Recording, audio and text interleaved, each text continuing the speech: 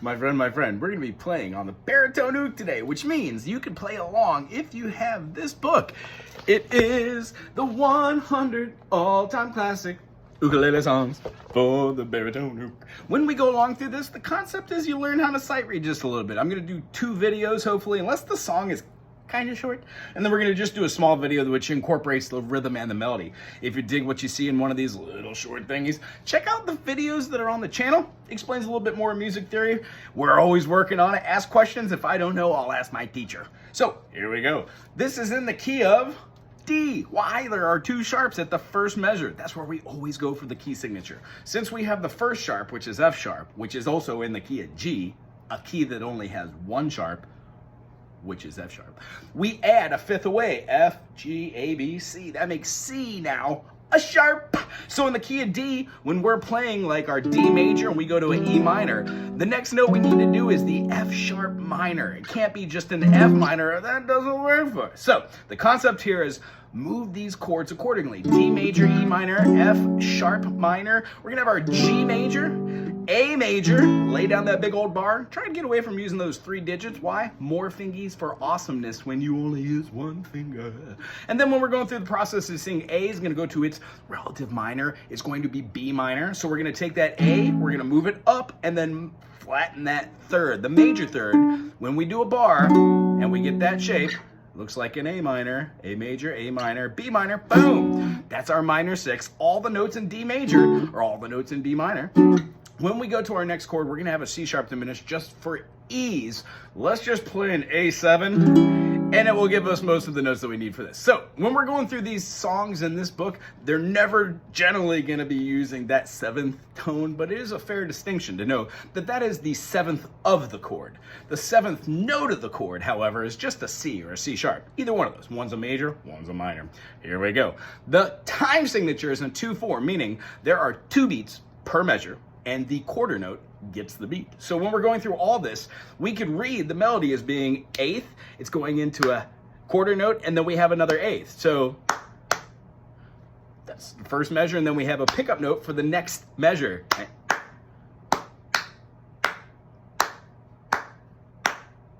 So when we clap that out and play it, we have 2, 2, 2, open, 3, 2, 2. Now here's what I advise. It's gonna be playing a D major, so why not just keep your fingies over the top of those notes? When we play it, we could just thumb pick it or use our first finger.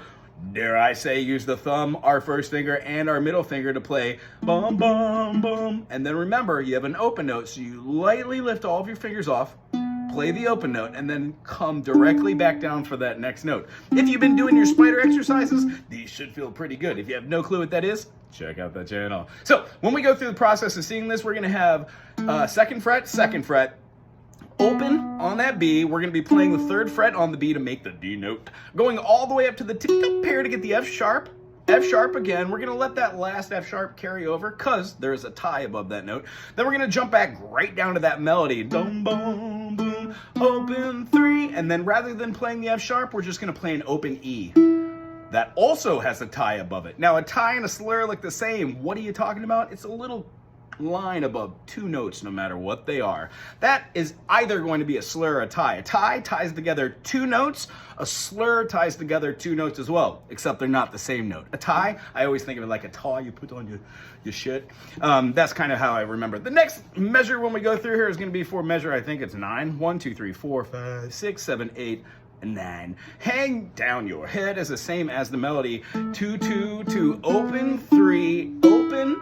Hold that open over the top, and then we're going to be ending it with a poor boy, 8th note quarter, 8th note down to the D note, open on the B, and then we're going to be ending it with this note. Now, if we pizzazz this up, we would have the notes of hang down your head on Dooley, hang down your head and cry, hang down your head on Dooley, poor boy, you're gonna die. Now, I would fluctuate between the 2 notes. In the book, it calls to have a passing chord. So between D major and A7, we can play A7, G, D. Now that G is positively awesome. Watch what happens when you move that G down to a dominant G. You can also functionally move this chord and this whole key signature to something else. But we'll talk about that in another session. We're gonna end with that quick change.